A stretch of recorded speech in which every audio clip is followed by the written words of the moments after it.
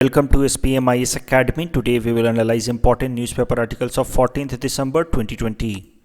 Please note you can download the PDF version of today's newspaper analysis by clicking the link given in the comment section. You can download the PDF version of November 2020 magazine from our website spmisacademy.com. You can also join our WhatsApp group through the link given in the description section for more study materials.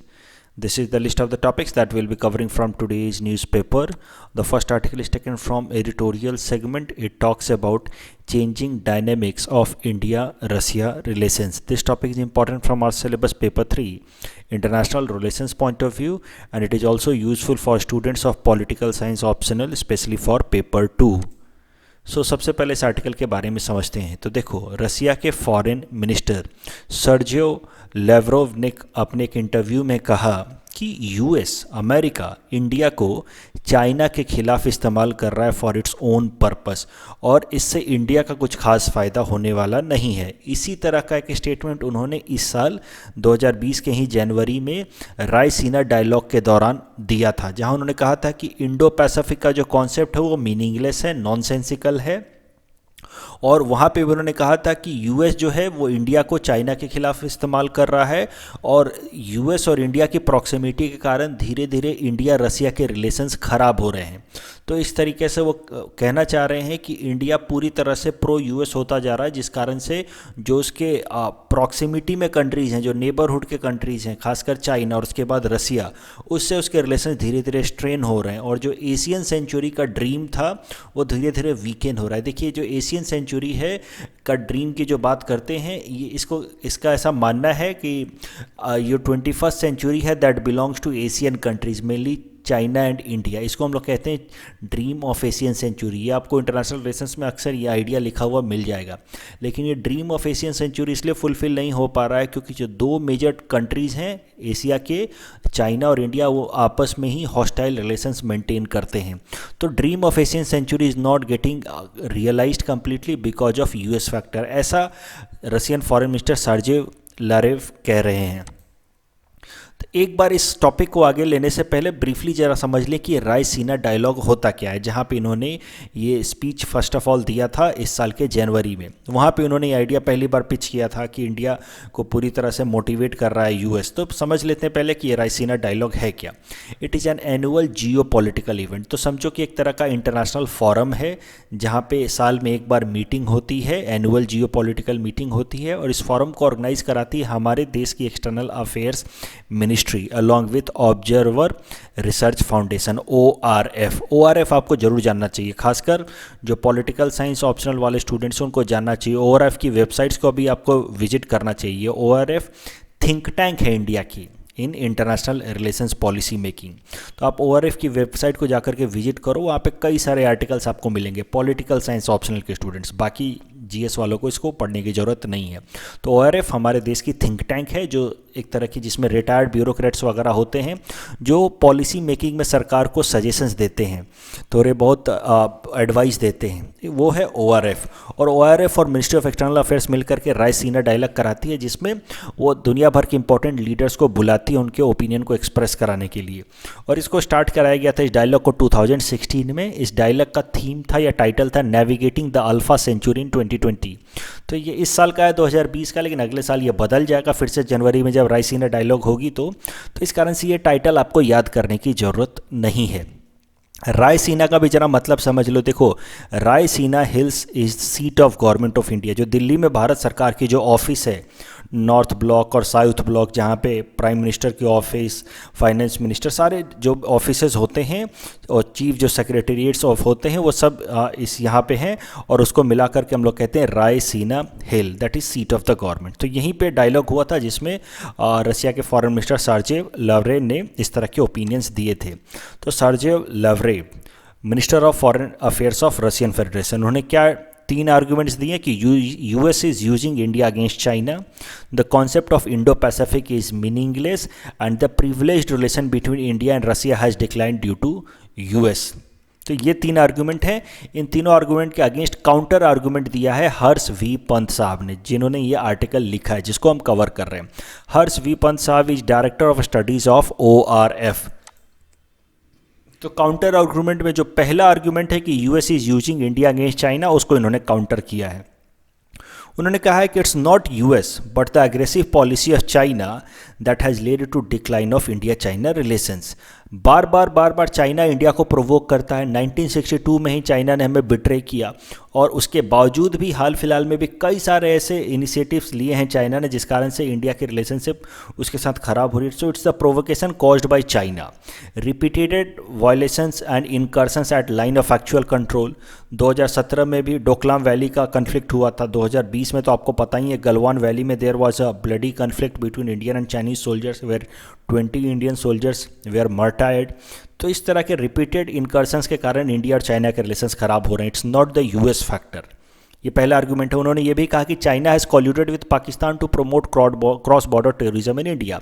तो वो पाकिस्तान को मदद भी करता है ताकि India में खासकर जम्मू एंड कश्मीर में टेररिज्म स्प्रेड हो सके, और इस कारण से इंडिया और चाइना के रिलेशंस अच्छे नहीं हो पा रहे। It's not the US factor. तो पहले पॉइंट को तो उन्होंने काउंटर आर्ग्यू किया। दूसरा पॉइंट है उनका कि the concept of Indo Pacific is meaningless. तो जरा पहले समझते हैं कि ये कॉन्सेप्ट ऑफ इंडो पैसिफिक है क्या, फिर समझेंगे कि इसका काउंटर आर्गुमेंट क्या है। तो देखो, ये इंडो पैसिफिक जो कॉन्सेप्ट है इसको फर्स्ट टाइम फ्लोट किया था जापान के प्राइम मिनिस्टर शिंजो अबे ने इन हिज फेमस स्पीच जिसका नाम था confluence of two seas speech in 2007। तो इंडिया में आकर के उन्होंने ये स्पीच दी थी जिसमें उन्होंने इंडो पैसिफिक का कॉन्सेप्ट फ्लोट किया था। देखो, ये जो पूरा एरिया है पैसिफिक और इंडियन ओशन के बीच का जो पूरा area including the ocean itself, that is known as Indo Pacific region. लेकिन इस तरह का कुछ कॉन्सेप्ट था ही नहीं कि इंडो पैसिफिक रीजन, ये कभी भी आईआर के इंटरनेशनल रिलेशंस के नोमेनक्लेचर में टर्मोलॉजीज में नहीं आता था। जो इस स्पीच से पहले जो टर्मोलॉजी इस्तेमाल होती थी वो होती थी एशिया पैसिफिक रीजन। ये है एशिया पैसिफिक रीजन, जो ये दोनों जो ओशंस के बीच का जो ट्रांजिशन या बफर एरिया है वो एक टर्म था जो इंटरनेशनल रिलेशंस के टर्मोलॉजीज में यूज किया जाता था, एशिया पैसिफिक रीजन एपेक, जिसका एक प्रपोज्ड फ्री ट्रेड एग्रीमेंट भी है, एशिया पैसिफिक इकोनॉमिक कंट्रीज तो कोऑपरेशंस। तो ये देखो, ये है APEC, Asia Pacific region, Asia Pacific. लेकिन प्राइम मिनिस्टर शिंजो अबे ने अपने इस स्पीच में कहा कि एशिया पैसिफिक को हमें और ब्रॉडन करना चाहिए और इंडो पैसिफिक टर्म का इस्तेमाल करना चाहिए। और इंडो पैसिफिक टर्म उन्होंने जानबूझ के फ्लोट किया था ताकि एशिया पैसिफिक कंट्रीज में इंडिया को भी इंक्लूड करा लिया जाए। अब इससे फ़ायदा क्या हुआ जरा समझो। जब तक एशिया पैसिफिक की बात की जा रही थी तब तक इंडिया तो इससे बाहर था, इस ग्रुपिंग से बाहर था, और उस ग्रुपिंग में जो मेन कंट्री हो जाता था फिर चाइना हो जाता था। जो सेंट्रल कंट्री जिसका सबसे इंपॉर्टेंट रोल था या प्रोएक्टिव रोल था वो हो जाता था चाइना। खासकर साउथ चाइना सी में चाइना काफ़ी प्रोएक्टिव रोल प्ले कर रहा था इन एशिया पैसिफिक रीजन। तो फिर एशिया पैसिफिक रीजन के कॉन्सेप्ट को एक्सपैंड करके जब इंडो पैसिफिक रीजन कर दिया गया तो इंडिया को भी इंक्लूड कर दिया गया। तो इसके साथ ही now India also became a stakeholder, a party to this entire area. तो अब अगर साउथ चाइना सी में कुछ इशू है, कुछ चाइना अगर अपना डोमिनेंस दिखा रहा तो उसको इंडिया भी काउंटर कर सकता है। इंडिया भी कह सकता है कि दिस इंडो पैसिफिक रीजन में वो भी एक मेंबर है। तो इस तरह से आप समझो कि चाइना के इन्फ्लुएंस को नलीफाई करने के लिए एशिया पैसिफिक रीजन को जापान ने ब्रॉडन कर दिया, इंडो पैसिफिक रीजन कहने लगे, और उसके बाद यूएस ने भी इसको सपोर्ट करना शुरू कर दिया। तो आजकल आप कभी भी सुनेंगे तो जापान, यूएस कभी वो एशिया पैसिफिक टर्म का इस्तेमाल नहीं करते हैं, वो टर्म इस्तेमाल करते हैं इंडो पैसिफिक। इससे होता क्या है कि आप जैसे ही बोलते हैं कि इंडो पैसिफिक रीजन में ये प्रॉब्लम है कि south China, Indo Pacific reason के साउथ चाइना सी में चाइना जो है अग्रेसिव पॉलिसी अपना रहा है, तो इसका मतलब ये है कि इसमें तो इंडिया भी है इंडो पैसिफिक रीजन में, तो इंडिया को काउंटर करना चाहिए चाइना को इन साउथ चाइना सी।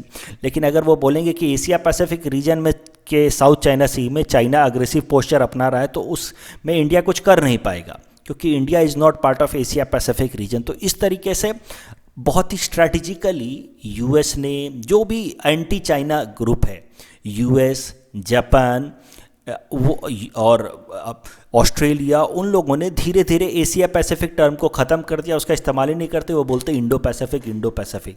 और इसी को काउंटर करता है चाइना। चाइना कहता है कि ट्रेडिशनली इंडो पैसिफिक जैसा टर्म कुछ होता है नहीं, जो टर्म होता है वो होता है Asia Pacific.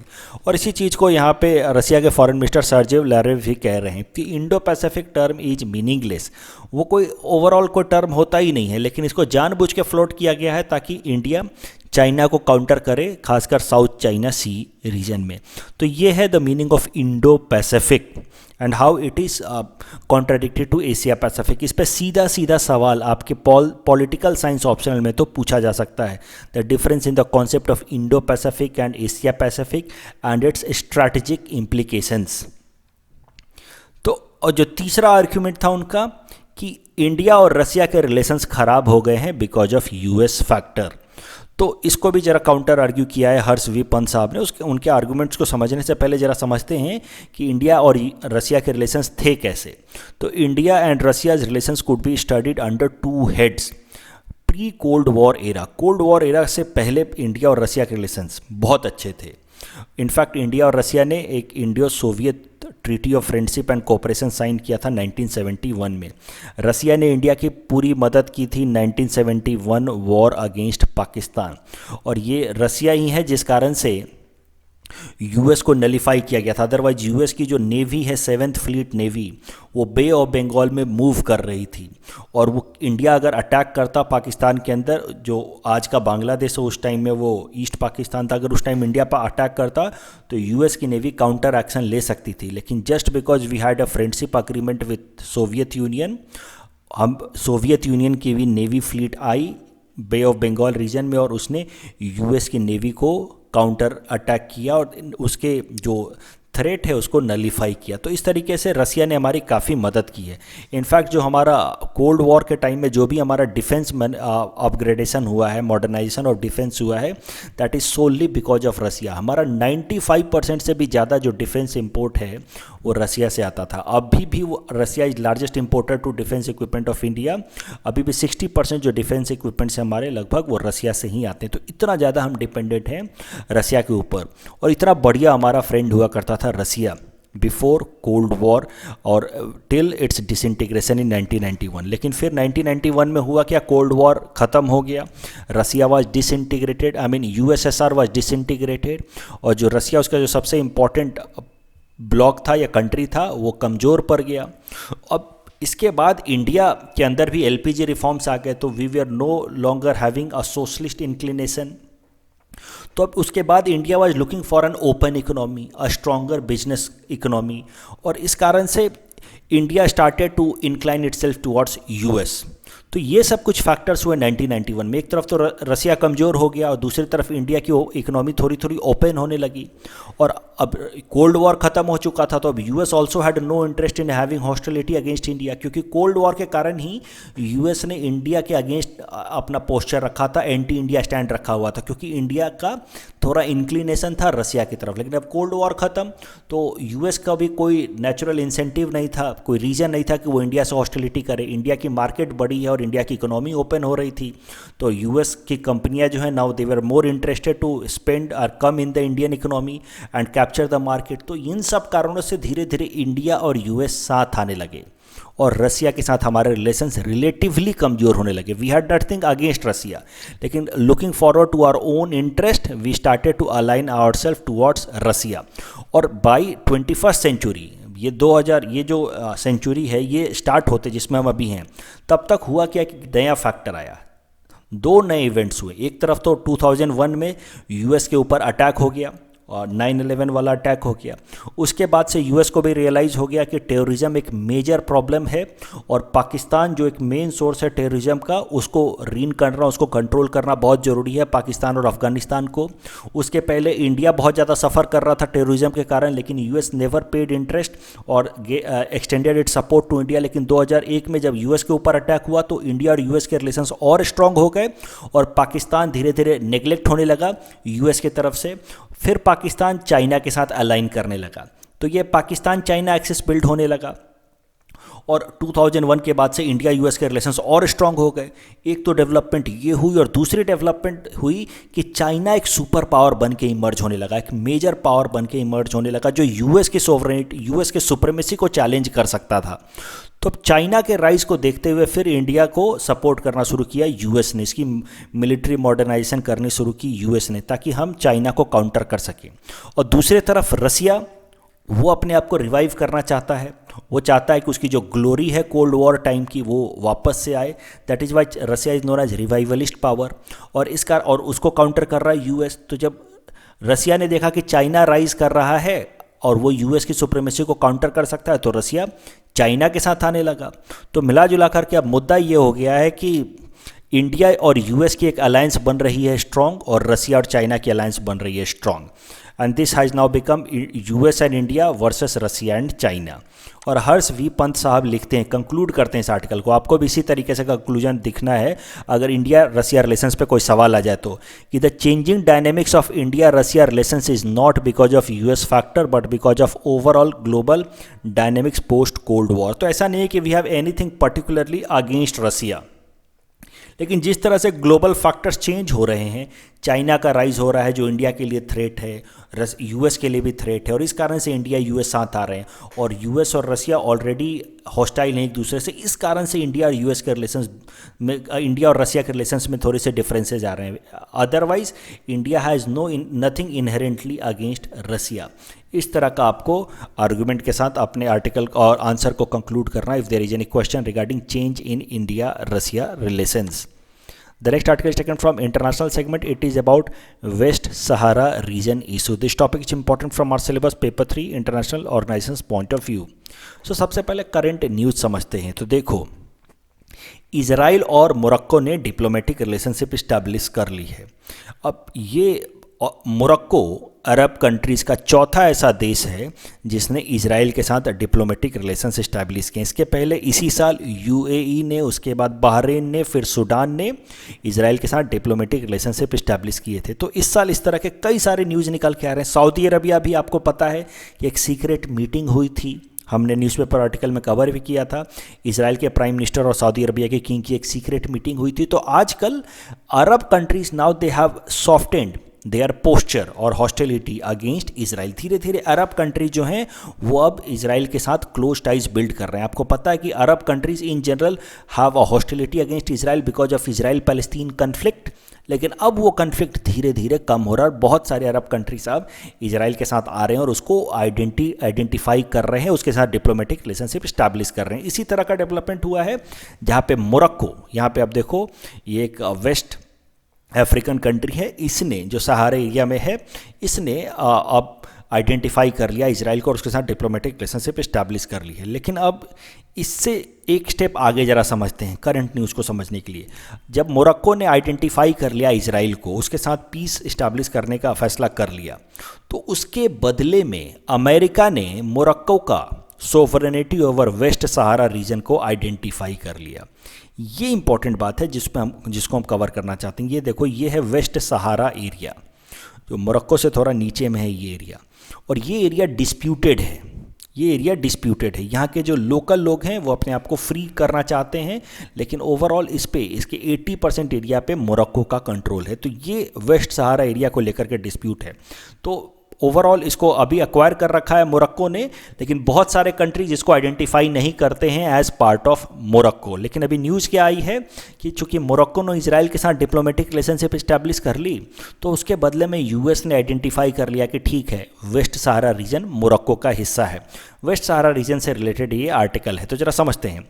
Waste Sahara reason पहले स्पेन की कॉलोनी हुआ करती थी 1975 से पहले, और ये एरिया जो है वो बहुत रिच है फॉस्फेट में। फॉस्फेट आपको पता है फर्टिलाइजर बनाने में काम आता है। ये दुनिया का सबसे रिच एरिया है फॉस्फेट में, और उसके अलावा ये एरिया जो है वो फिशिंग के लिए भी काफ़ी ज़्यादा पॉपुलर है। यहाँ पे एक फिश बैंक भी है, आपने पढ़ रखा होगा जरूर, जहाँ पे कोल्ड और वार्म करंट मिलते हैं वहाँ पे फिश बैंक बनता है। तो यहाँ पे एक फिश बैंक भी है। तो इस कारण से दो इंपॉर्टेंट रिसोर्सेज हैं, फॉस्फेट एंड फिशेस, जिस कारण से ये एरिया बहुत इंपॉर्टेंट है। अब जरा समझते हैं करंट न्यूज़। करंट देखो, मैंने तो ये बता ही दिया कि ये एरिया जो वेस्ट सहारा वाला एरिया है, ये स्पेन की कॉलोनी हुआ करती थी 1975 तक, लेकिन 1975 में स्पेन ने इसको मोरक्को के हवाले कर दिया, मोरक्को को इसका कंट्रोल दे दिया। लेकिन यहाँ के जो लोकल लोग हैं, इस एरिया के जो लोकल लोग हैं, जिनको हम लोग सहारवी नाम से जानते हैं, उन लोगों ने अपने आप को फ्री कराने के लिए, इंडिपेंडेंट रखने के लिए एक समझो तो कि एक आर्मी ग्रुप बनाई। उस आर्मी ग्रुप का नाम रखा उन्होंने पोलिसारियो फ्रंट। तो यहाँ के लोकल लोग हैं जिनका ट्राइब का नाम है सहारवी, और वो नहीं चाहते थे कि वो उनको मोरक्को का हिस्सा रखा जाए, और स्पेन ने जबकि मोरक्को को ही ये एरिया दे दिया था, वेस्ट सहारा वाला एरिया।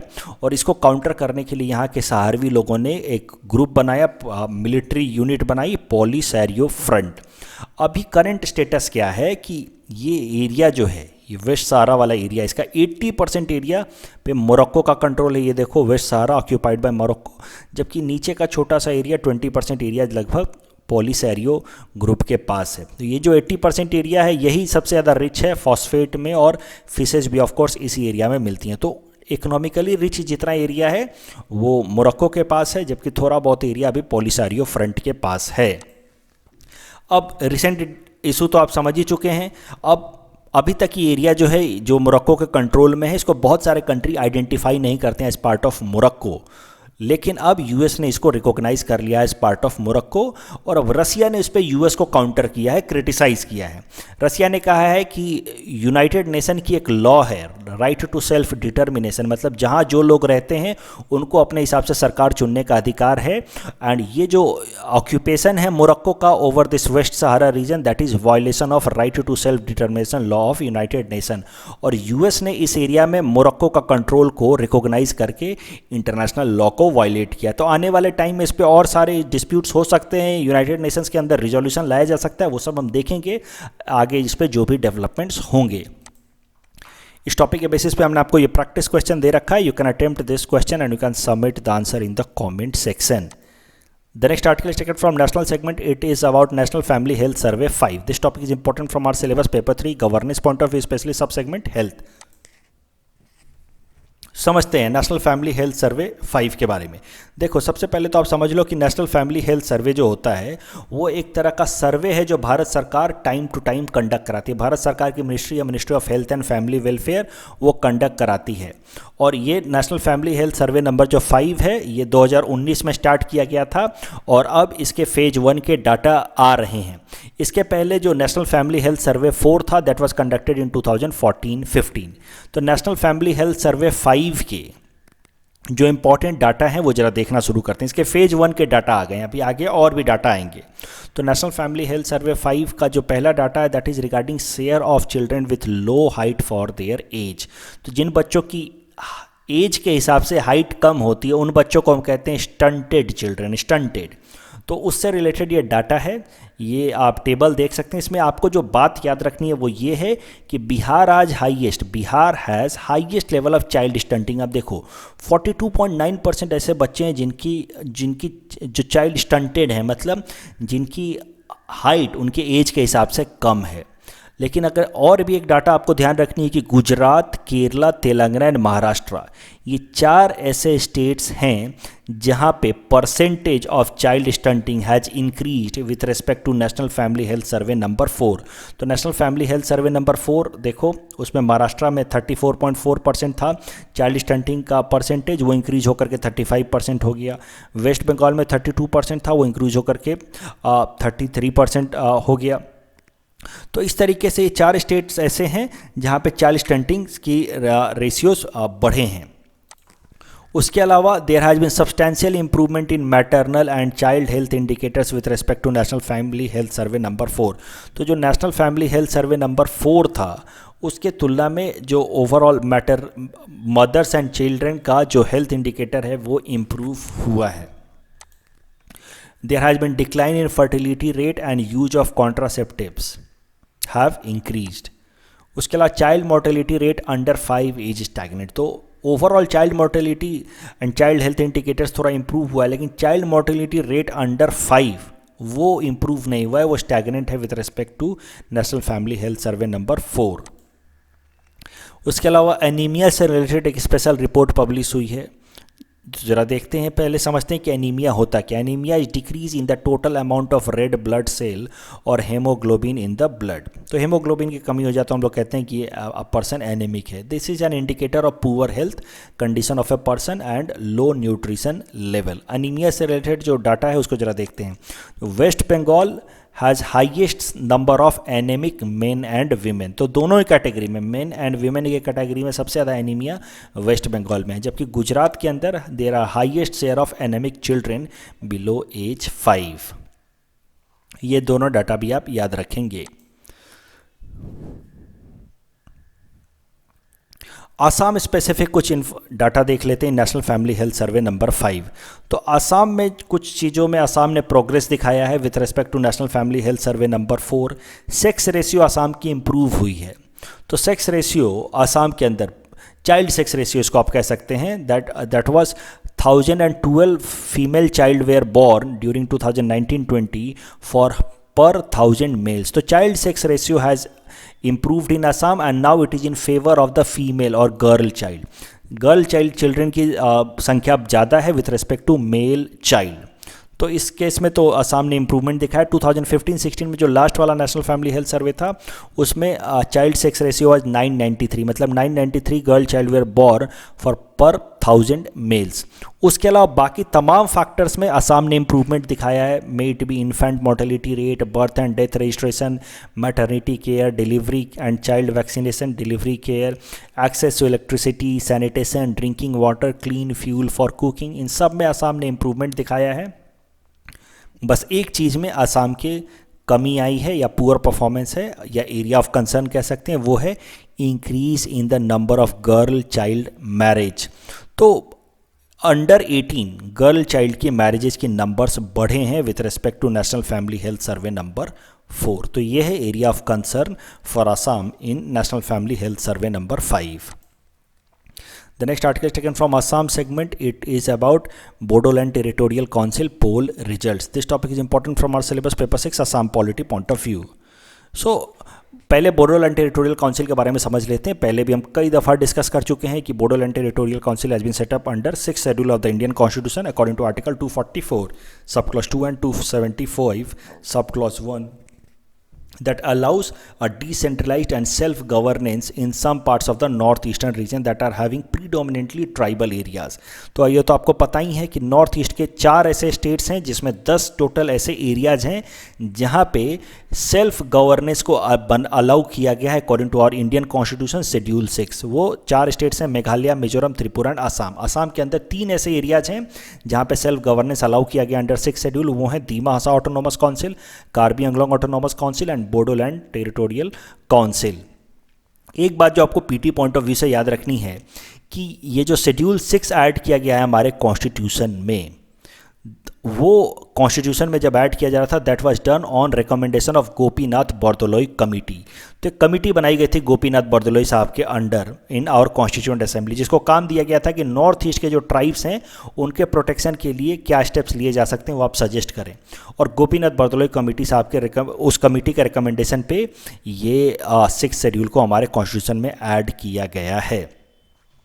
अब ये आर्टिकल जो है that is about Bodoland territorial autonomous district. तो इसमें ये भी एरिया जो है ये बोडोलैंड टेरिटोरियल ऑटोनोमस डिस्ट्रिक्ट आप देख सकते हैं, district that has been created under schedule 6 of the Indian constitution.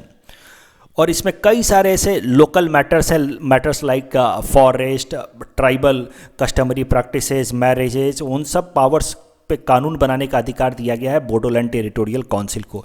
In fact ये सारे जो काउंसिल्स हैं, चाहे कार्बी आंगलोंग काउंसिल हो या डीमा हसा काउंसिल हो, सब के सब जो 10 काउंसिल्स हैं इन सब को पावर दिया गया है कि अपने लोकल इशूज़ पे लेकर के फॉरेस्ट, वाटर, इन सब को लेकर के, एजुकेशन को लेकर के वो अपने लिए कानून बना सकते हैं। वो उनकी अपनी जुडिशियरी भी होती है जो बेसिक जो सिविल मैटर्स हैं उसको लेकर के वो अपना जजमेंट देती है। और हाई कोर्ट का उस पर डायरेक्ट कंट्रोल नहीं होता, हाई कोर्ट उसके डिसीजंस को रिफ्यूट नहीं कर सकती unless it is allowed by the governor of that state. तो इसी तरीके से बोडोलैंड टेरिटोरियल काउंसिल में भी काम होता है, उनके अपने लीगल पावर्स हैं, एग्जीक्यूटिव पावर्स हैं, जुडिशियल पावर्स हैं। ये जो बोडोलैंड टेरिटोरियल काउंसिल है that was set up after 2nd Bodo accord of 2003 और इसमें कैसा है कि 4 डिस्ट्रिक्ट्स कोकराझार, चिरांग, उडाल, गिरिया और बक्सा को लेकर के ये बोडोलैंड टेरिटोरियल एडमिनिस्ट्रेटिव डिवीजन बनाया गया है या डिस्ट्रिक्ट बनाया गया है, और इसके अंदर जो काउंसिल है उसका नाम है बोडोलैंड टेरिटोरियल काउंसिल, और यहाँ पे इलेक्शन कराने की जिम्मेदारी है स्टेट इलेक्शन कमीशन की। अब ये बोडोलैंड टेरिटोरियल एरिया डिस्ट्रिक्ट के अंदर जो काउंसिल है बोडोलैंड टेरिटोरियल काउंसिल, उसका इलेक्शन हुआ है फिलहाल में। इसके पहले एक और बात जरा समझ लो कि बोडोलैंड के अलावा जो बाकी सारे जो टेरिटोरियल काउंसिल हैं उनमें एट मैक्स 30 सीट्स हो सकते हैं। उन 30 में से 26 इलेक्टेड होंगे और 4 नॉमिनेटेड होंगे। लेकिन बोडोलैंड टेरिटोरियल काउंसिल के लिए एक्सेप्शन है।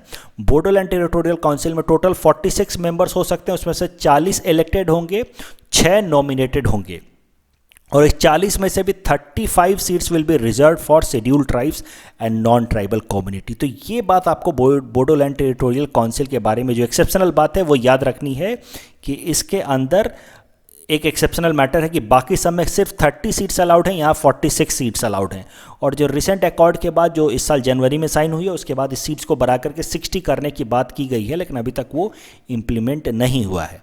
अब जरा देखते हैं रिसेंट न्यूज़। रिसेंटली जो इलेक्शन कंडक्ट कराया गया था बोडोलैंड टेरिटोरियल एरिया डिस्ट्रिक्ट में, उसमें बीएफ को 17 सीट्स मिली, यूपीपीएल को 12 मिली, बीजेपी को 9 मिली। अब देखिए ये पॉलिटिकल न्यूज़ है, ये आपके एग्जाम पॉइंट ऑफ व्यू से इंपॉर्टेंट नहीं है, बट फिर भी आपको जानना चाहिए general awareness point of view से, इसलिए मैं कवर कर रहा हूँ। तो देखिए अब सरकार बन जाएगी, यूपीपीएल और बीजेपी की कोलिशन सरकार बन जाएगी वहाँ पे बोडोलैंड टेरिटोरियल एरिया डिस्ट्रिक्ट के अंदर, और प्रमोद बोरो साहब most probably will be the new chief of Bodoland territorial area district. और 15 साल से वहाँ के चीफ थे हग्रामा महिलरी साहब फ्रॉम बीएफएफ ऑफ बीपीएफ। अब उनको रिज़ाइन करना होगा। तो बीपीएफ की यहाँ पे 15 साल से सरकार थी, जब से बोडोलैंड टेरिटोरियल काउंसिल बना है तब से हग्रामा महिलरी वहाँ के चीफ हैं, लेकिन इस बार उनको हटना पड़ेगा। अब वहाँ पे यूपीपीएल के प्रमोद बोरो बनेंगे चीफ। इस टॉपिक के बेसिस पे हमने आपको ये प्रैक्टिस क्वेश्चन दे रखा है। You can attempt this question and you can submit the answer in the comment section. In our segment, most probable PT topics for upcoming APSC, today we'll cover topic number 262 to 264. Topic number 262 is about spiny beetle. Spiny beetle or rice hypsa leaves is a pest that causes standing crops yellowish. Please attempt this question that is based on topic number 262. Topic number 263 is about Djibouti Code of Conduct. It is a group of 18 member states adjoining in the Red Sea, Gulf of Aden, east coast of Africa. Objective is to counter piracy and armed robbery in this Indian Ocean region and Gulf of Aden and Red Sea area. Recently, India joined Djibouti Code of Conduct. Please attempt this question that is based on topic number 263. Topic number 264 is about anti-satellite missiles of India.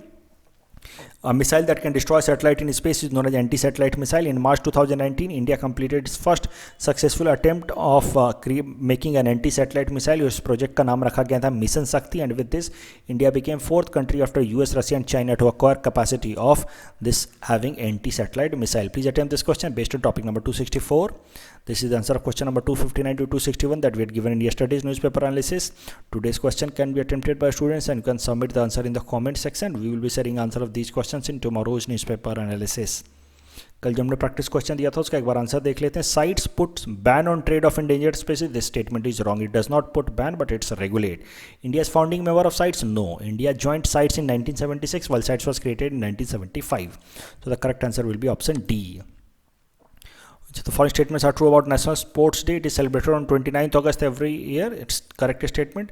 It is celebrated as a National Sports Day because it is birthday of Sachin Tendulkar. Though the statement is wrong, it is birthday of hockey legend Dhyan Chand. So the correct answer will be option A, one only. That's all from our side for today. Thanks for watching.